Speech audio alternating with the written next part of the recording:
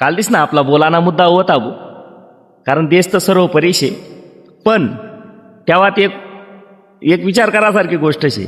Diesel पेट्रोलच्या कंपनीजना जो minister शे त्याला लगेच कळस की लगेच भाव वाढवणं पडतील बुवा, कंपनीसले तोटा होईल ना.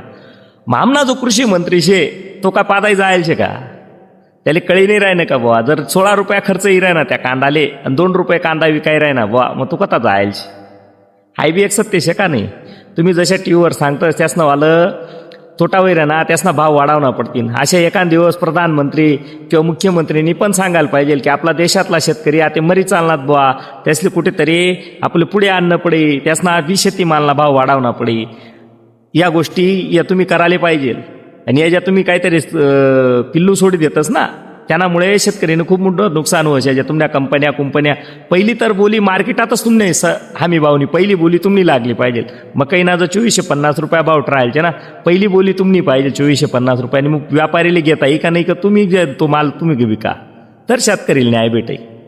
अरे आज अक्षरशः शेतकरीनं दिवाळं काढी टाक, दिवाळं निघे, आणि अजून वरून तुम्ही सांगतास की रासायनिक कमी करा, नाशे करा, जैविक शेत्या करा. आज सोनासारखा माल पिकाळाले. पहिलीच गोष्ट म्हणजे खतसमा एवढी बेसळी राहिनी क्या अक्षरशः यावेळेस गोट्या तरी बऱ्या राहतीस खेळाने अशा कांदा निघेल शेतस. त्या गोष्टीसवर नाही शे तुम्हाला ध्यान, आणि काहीतरी वेगळं. आणि प्रत्येक सत्ताधारीसले सत्ता शेतकरी पासूनच जातच ना त्या.